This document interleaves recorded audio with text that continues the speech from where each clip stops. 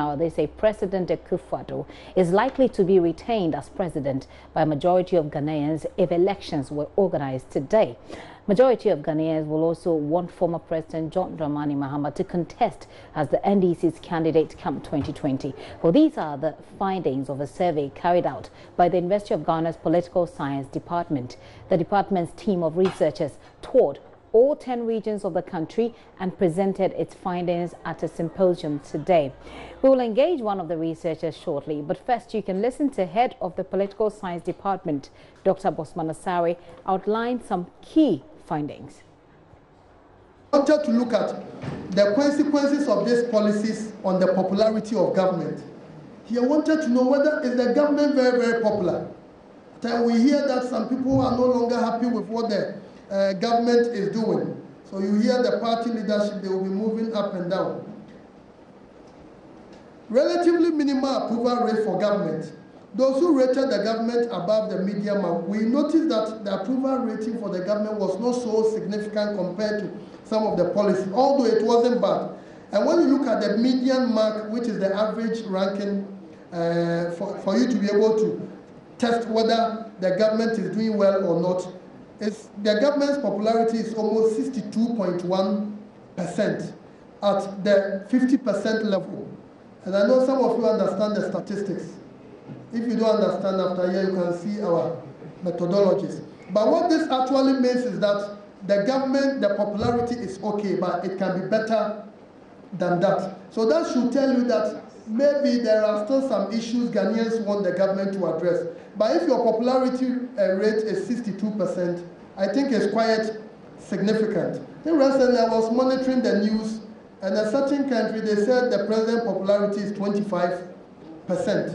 So if the government is 62%, I think it's okay. We asked the question, if elections were held today, which party would you vote for? The voters indicated that they will vote for the MPP by 52.7%, and they'll vote for the NDC by 33.1%. But here, let me explain something briefly. The people we interviewed, the 5,000 people we interviewed, in the 2016 election, 56% of them voted for the MPP, 56%, and almost 36% voted for the NDC. I hope it's clear. So, but now that same population, they are saying they will vote for the MPP by 52.7%. Although the MPP will still win, is that not the case? But the people who voted for them, that has reduced by 3.3%. I hope it's clear. And that of the NDC has also reduced by some percentage points. So that means both parties have lost grounds. I hope it's clear. So it's not like one party has benefited at the expense of the other. And I think if you are the government party, you could still be very excited. But that's also an indication that more work must be done to be able to maintain or increase the gains you have made. We'll engage some analysis on this further very soon. But majority of those who were engaged want former President John Mahama to lead the NDC in the 2020 election. We wanted to find out who the voters think should lead the NDC in the 2020 elections. You know, the parties have started this jockey moving up and down. You know, and overwhelmingly, 58% of the people we interviewed said they believe Mr. Mahama will become the candidate. And a number of them, generally, they said they wanted Mr. Mahama to come. And if that should happen, what that means is that, and when you look at, we have the graph, when you look at it, it's like some people are getting 2%. We know so far people who have made their intentions clear. Mr. Sylvester Mensah, Professor Joshua Alabi, the Cape Coast South MP was, is it Ricky Sagan has made it clear. Spiogabra. I think all of them are getting less than 7%. Some are even getting, so generally we were surprised. So that means there's a popular endorsement for Mr. Mahama. And if that happens, Ghanaians will, for the first time, have two candidates from the two major political parties who were once presidents. And they will be going at each other. And I believe that will probably be the final bout for each of them. Once you don't win, that will come to an end. think as a political party, when you are bringing a candidate, which region is the candidate going to change? Which region will the candidate make it easier for you to gain some grounds? But when you look at the NDC as a party, I think the party establishment and the rank and file strongly believe that someone who has contested before will be a better bet. And that's not only the NDC. We know in our politics elsewhere where the system is so advanced, once they give you the chance and you don't do well, you are shown the exit. But in Ghana, we have that tradition that when you try, it doesn't work. Maybe let's give you 3 times before you can do it. But I know this is only 1 year. We still have about 2.5 years or so before the next election. So I expect a lot of things to change. But I made a point that election is a referendum on the sitting administration, especially in our part of the world. So if the MPP does very well, it makes it easier. But as long as the economy argument is not being addressed properly, then the NDC is emboldened, and Mr. Mahama is also emboldened. Then he thinks that I can also make a shot at the presidency again. From where you sit, do you think it looks like the other candidates stand a chance against Mr. Mahama? No, I don't think so. I think my senior colleague advised that because we said Mr. Mahama is leading at 58%. The next person is a distant second at almost 7 percentage points. So that means that the other 3 or 4 candidates put together, they are almost 42%. So that means if they are really serious about making a run at the presidency, why don't they consider coming together? Because it's like them against Mr. Mahama, which looks like it's very, very difficult. And when you talk to NDC insiders, they will tell you that the money to prosecute an effective campaign can only come from Mahama and loyalists of Mr. Mahama. So that means as a party, they must find a way. But I think parties must have strategies who will do the maths, who will do the calculations and realize that if we are presenting this candidate, how will be our chances, let's say, in the swing regions of the central, of the western, of Greater Accra, Brong Ahafo, because these 4 regions are very, very critical. And I made the point that you want to present a candidate who was president of the republic and lost grounds in your strongholds. That means that candidate must assure you that the mistakes of the past will not be repeated again. And one thing about politics is that there are certain mistakes when you make, you can never resurrect. Doc, there are some who may say that all those dynamics may change depending on who the governing party presents as its candidate. If Nana Akufo-Addo will not be on a ticket, it changes entirely. Do you agree? No, I think that's very, very important. But the reality is that I made an earlier argument, it's more about the economy. If as the governing party, they're able to manage the economy well, they're able to reduce poverty, unemployment figures become very, very low. That means if Nana Akufo-Addo is not the candidate, we know you look at the pecking order in the MPP, chances are that it will be Dr. Bawumia, maybe Mr. Lanchira Martin. And I think if you have Dr. Bawumia as your candidate and the economy has been managed very well, I think the MPP should still be seen as the front runner. If it's Mr. Chiramatin, Dr. Bawumia, I don't see how the NDC will do it. Certainly, but we will be having a conversation on this. We'll engage both parties to find out what they think about it. But we also have in studio one of the researchers who will get into details of this particular research. I'm going to take a very quick break. When I return, we'll have that conversation. Please stay with us. Welcome back. Many thanks for staying with us. Let's have a bit of a discussion on what information we're getting from the University of Ghana. Dr. Isaac Ozumensa is one of the researchers who worked on this study. He joins me now in studio, I beg your pardon, to enable us understand how they arrived at their conclusion. We're going to find out from him first what was the sample size and which areas their team visited. So thank you very much for having me. And you're welcome as well. So tell us. Yes. You've told us that you looked at about 5,000 people? Yes. 5,000 people. Yes. So which areas are we looking at and why? Thank you very much. Number of factors went into the choosing of the respondents. We interviewed people from 50 constituencies across the country. Okay. And one of the reasons why some constituencies were selected and some were not selected is that we want to look at constituencies that had to do with the regional reorganization, because we had a question on regional reorganization. So we want to have a glimpse about if there's going to be a plebiscite or a referendum, what is going to be the outcome, number one. We also look at constituencies that are traditionally NDC but voted for MPP in the 2016. Are those people still going to vote for MPP? So give us the specifics. If you say areas that voted for NDC but that usually vote for NDC but voted for NDC, you tell us the specifics. For instance, for example, yes. Ekumfi. Okay. is an NDC traditional area. It used to be called Fansiman East. Okay. But this time around, they voted for NPP, and to the extent of giving NPP a parliamentary candidate or member of parliament. But the presidential NPP made significant gain. Techman of, for example, is one of the areas that NPP made significant gains. But basically, we had 50 constituencies. 18 were NDC traditional areas. 14 were NPP traditional areas. 3 were what we call bellwether constituency that every president has won in the Fourth Republic. And one is Kwale Klote, Ablekuma Central, and Krowo. These 3 constituencies were added. Then 15 swing constituencies. These were the constituencies that made up. Okay, so if I get you correct, you looked at 15 swing constituencies, yes. You looked at 18 constituencies that are traditionally NDC strongholds, and you looked at 14 constituencies that are traditionally NPP strongholds. Now, what was the 3 again? What we call bellwether constituencies. Bellwether. Bellwether means that these constituencies you must win constituencies. For instance, Greater Accra is a bellwether region. Okay. Every president has won Greater Accra since independence. Okay. Let's look at the motive. What was the motive for this research? What did you set out to find? Number one, we set out to want to establish that in political science contest, every government that is so popular, and the first year they drop. So that's around the world. Obama, all the rest is around the world. So we decided to check whether if you want the public ratings of the NPP government is still in number one. Number two, we decided to find out there's a lot of discussions about a number of programs that is being rolled out by the government, whether it's good, it's bad. So we decided to find, for example, free SHS, there's so much talk about it, illegal mining, what we call Galamsey. There's a lot of talk about it. There's a lot of talk about the Office of the Special Prosecutor. What do we think about it as people of Ghana? Okay. So these are some of the reasons why we decided to go to the field to talk to people.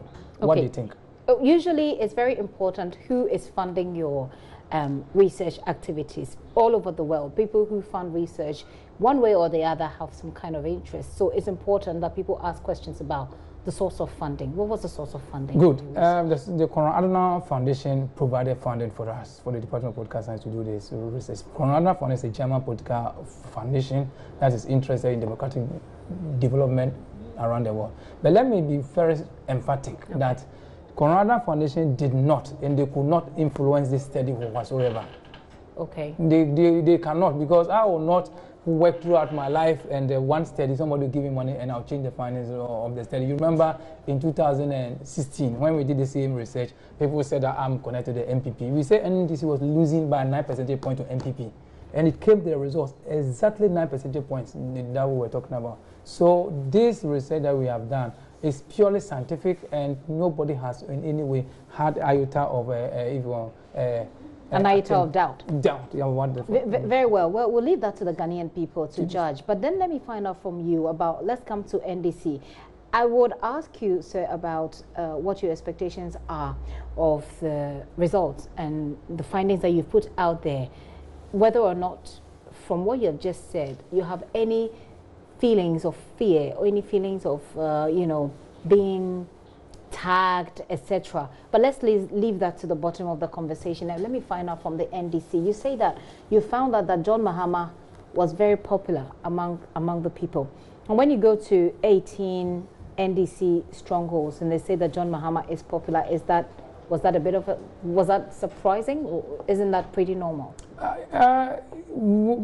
For me, as a student of politics, I want to base my discussion on facts. We went to 18 NDC traditional areas. We went to 15 swing areas, and we went to MPP areas. And we should not forget that there's nowhere in this country that the entire constituency is for any political party. Okay.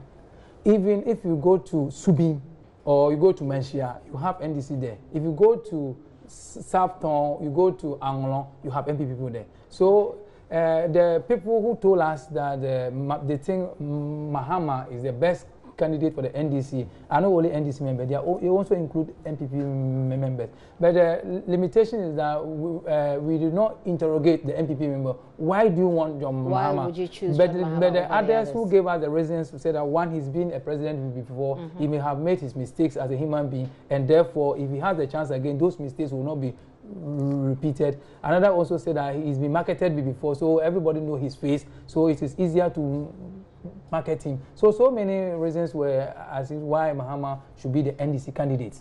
Okay. And they gave the 58 percentage points to John Mahama. Yeah. Also, there were issues when it comes to the MPP's popularity. There were issues about economic issues, security, poverty, unemployment. These are areas that your research says if the NPP is able to focus on and address, that they will perhaps be able to secure the prediction that you have put out there, maybe even better. Did people give you details of these areas of concern that they have? What did they say? Yeah, in terms of these areas you have mentioned, for instance, somebody may have voted for the MPP, and we should not lose sight of the fact that in 2016, the key issues were education, health, economy, and jobs. If you voted for a party that your expectation was that I'll do well, I'll get the job, and 1 year have passed and you have not had any sign of getting a job, then you should be very worried whether you get the job or not. So these are the issues. Poverty has not really gone down, as a matter of fact, because they told us the only aspect of poverty that people are very happy is the fact that they don't have to pay their children's school fees because they're free SHS. Free SHS. That is why it ranked as the best policy of the government so far. Okay. I have on the line now Deputy General Secretary of the NDC, Akufo-Addo. Sir, thank you very much for your time here on the Pulse. I believe you have an idea of what the findings of the survey by lecturers at the University of Ghana is. Well, yeah, Gifty, good afternoon and happy New Year to you.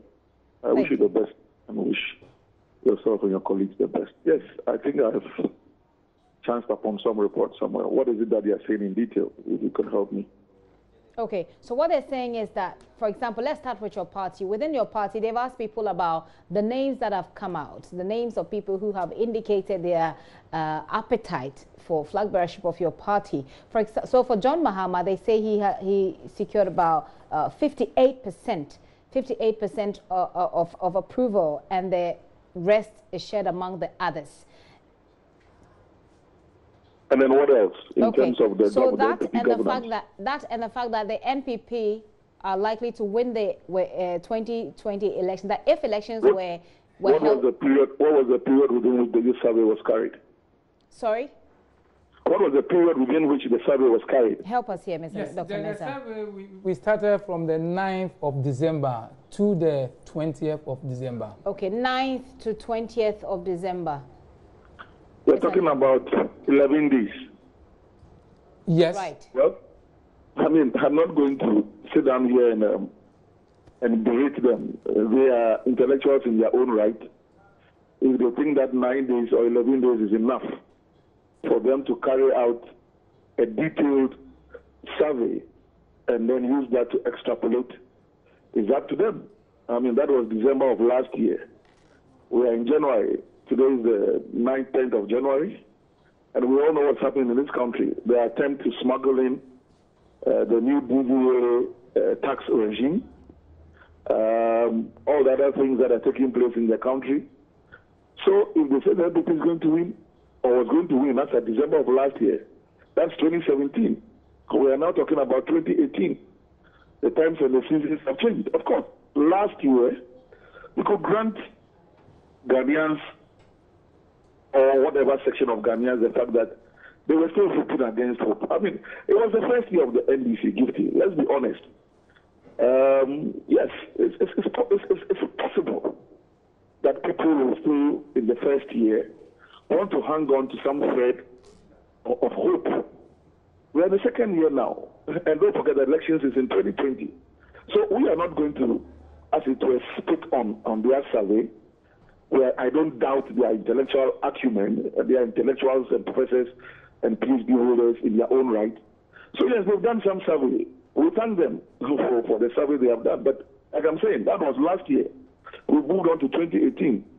The configuration has changed in terms of what it is that Ghanaians are expecting from the Akufo-Addo administration. As I spoke to you last week Friday, Parliament had to reconvene in an emergency manner to look into some issues of corruption pertaining to the NPP administration. As I speak to you, there's a Shraj report indicting what's his name, Ken Oforiatta, and I believe in good time the NDC minority will hold a press conference and speak to those issues. as a political party, we are also putting up our own point to speak to 1 year of the maladministration of the NPP. So let the debate continue. So you think that if the research or the survey should be conducted now, the results could be different? Certainly so. And don't forget that that's 9 days of some survey. I am a politician. I sit in the party headquarters. I've sat there the whole year. I move around the nooks and crannies of this country. My feeling, though perfunctory, is different from what the feeling of the survey is saying. Okay. I believe that Ghanaians are really suffering. I mean, I was watching JoyNews the other day. What is happening in Accra? They attempt to get hawkers and traders off the street. And you should hear people openly scream in pain, admitting that they are NPP supporters. But for goodness sake, this is not what Akufo-Addo promised them. Nobody is saying the Accra should not be clean, but I'm speaking to what I heard and saw. So you're basically saying, sir, that the result of this particular survey seemed to favor the NPP because of I'm not too bothered up. I'm not too, he's a political scientist. You ask them whether worldwide, all over the world, whether political scientists or other matter, social scientists have been able to put a particular thumb on voter behavior. Very well. Let me bring him in for his views. 2020, the configuration will be different. Let me bring him his views. You agree with that assertion? It seems to make sense, because if you say that if you look at the time or the period within which you conducted the research, it's likely that the situation or people's thoughts, emotions must have changed. Oh, sure. We did a survey over a period of time. That is why we asked the question, if this election is held today, whom will you vote for? Okay, and so you asked this question in December? In December. Okay, but did you think the timing was right for you to be asking that question, that if we voted today, who would you vote for, bearing in mind that we had just had an election?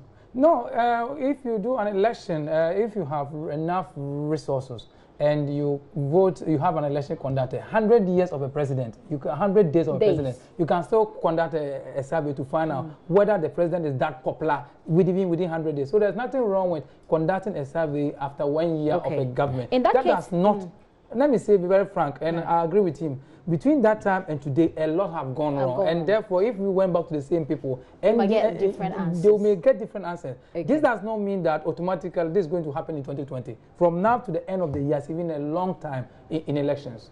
I see. Okay. Well, Mr. Addo, let me find out from you what the NDC would like to do with results like this. And I mean, this is a group of, like you've just admitted, learned people who have conducted this research, done academic work. In 2016, they put in some predictions which came through as well. Is your party willing to do anything beneficial to you with this result? Well, in the last elections, last year globally, a lot of predictions were thrown out of the window. Nobody gave Donald Trump a dog's chance. He won an election. All the CNN polls, all the polls were in favor of Hillary Clinton. Of course, you go to the popular vote, yes, she won. But in terms of the electoral colleges, Donald Trump is the president of the United States of United States of America. So, yes, these, and like I'm saying, they will enjoy some academic immunity.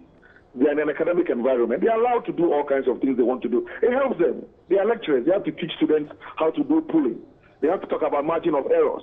They have to be seen to be in the field, to be doing some work to bring relevance to their teaching profession.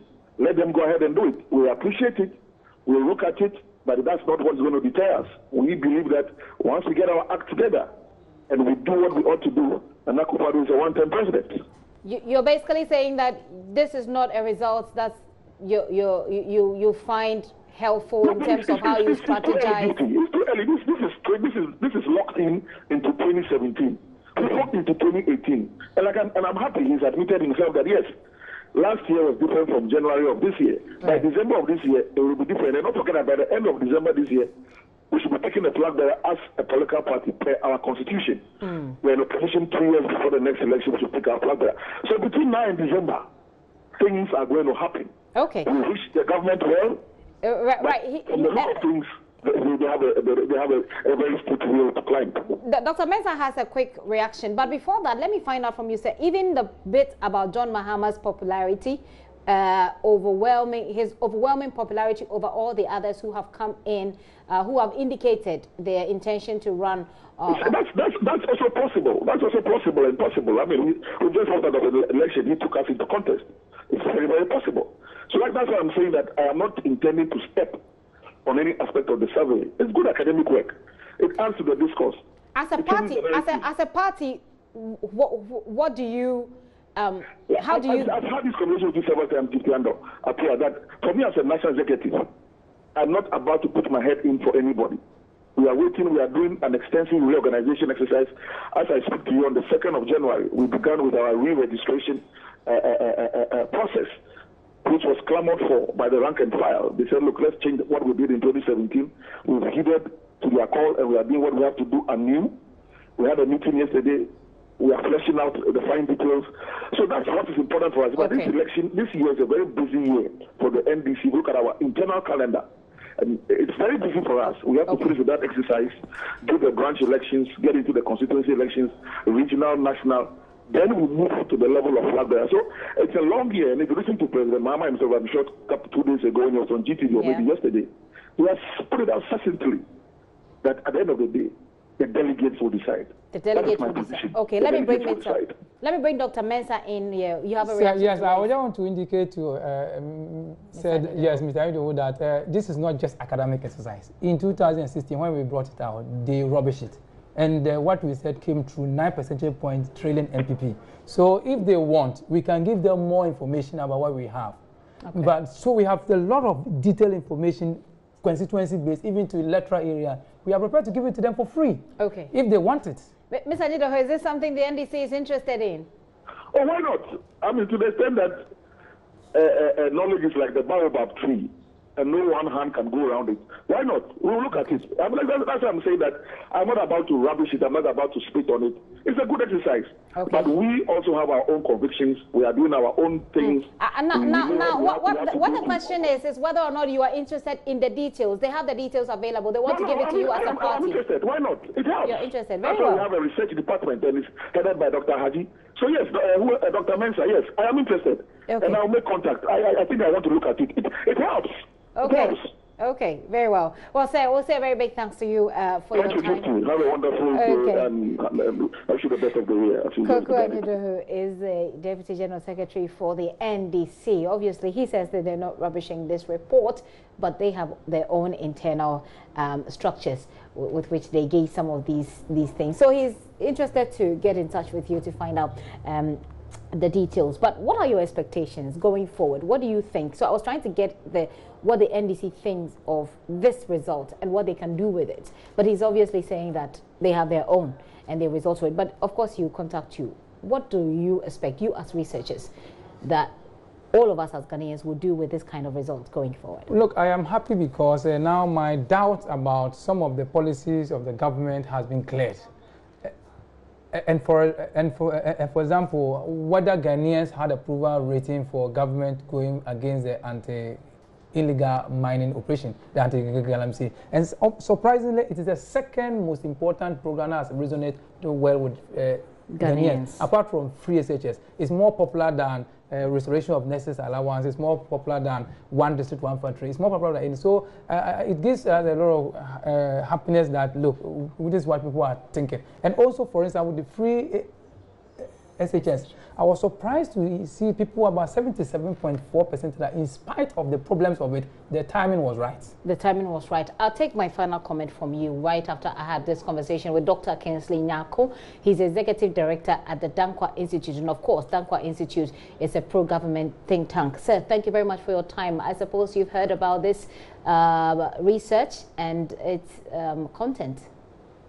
Yes, I have.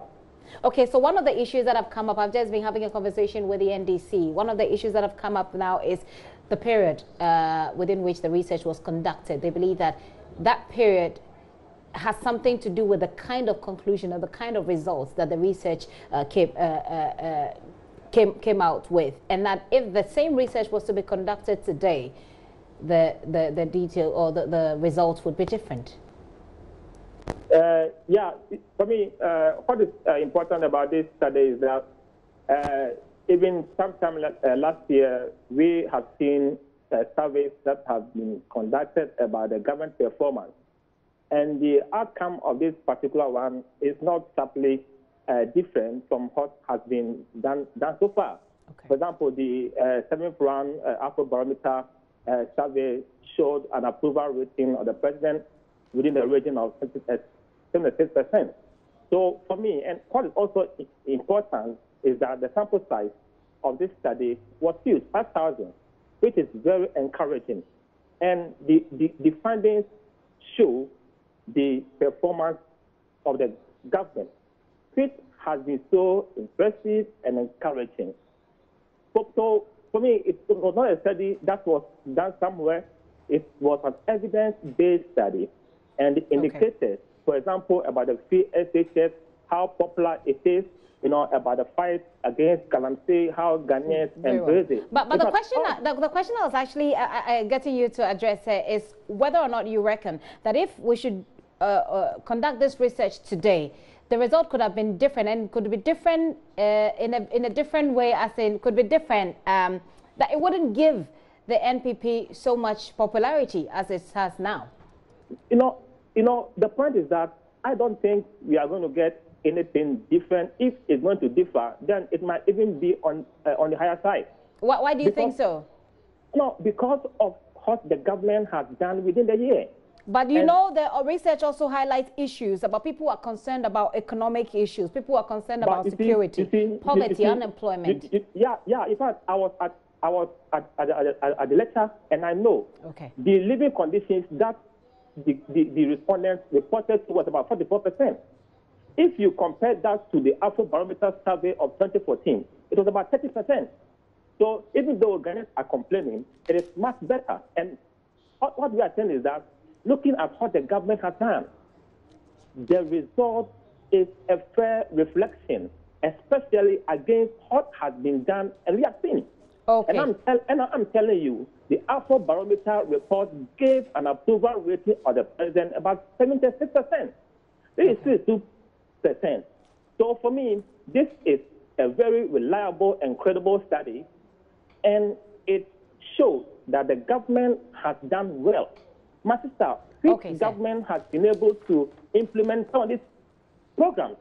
These are difficult programs that some governments are even afraid or dare to implement. Okay, this is an audacious policy has been done, and most Ghanaians are happy about that. Okay. Unfortunately, and they're enjoying it. Right. Unfortunately, we run out of time, but thank you very much for sharing your views with us on this research. No Dr. Kingsley Nyakon is the Executive Director with the Dankwa Institute, and obviously, it's like I indicated, it's a pro-government think tank. You wouldn't expect them to say anything different than what he has said, right? Okay. So let's finish with you, Dr. Mensah. I believe that very good comments for you there, so you should be excited. But does it add any value to our lives as Ghanaians, this research?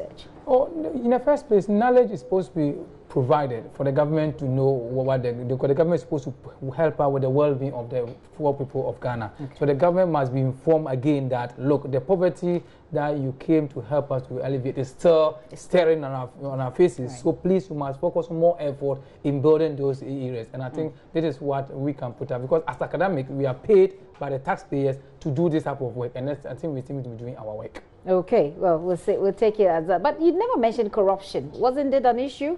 Unfortunately, it was not an issue for us so far. But corruption has been one of the biggest issues that we've had to deal with. In fact, the party itself, the governing party itself, has had to deal with it, putting up all the prosecutor, the special prosecutor office, etc. So it's surprising that it didn't come up. It didn't come up in the main finance, but there's one constituency in Western region whereby the MPP constituency chairman gave a very low approval to the government. As we asked why, he said that the government promised to prosecute corrupt officials and has not done anything about it. Therefore, we will make sure that the government doesn't get to be doing those things. So this has small, but not the family Ghanaians saying that the government is corrupt or not corrupt. Okay. No discussion about Dr. that. Isaac Osu-Mensah is with the team that conducted this research, giving the NPP very high approval rates. And of course, giving John Mahama as well a very high approval rate. We'll give you more details. You can find more details at myjoyonline.com though. But Doc, thank you very much for coming. Thank you for having me.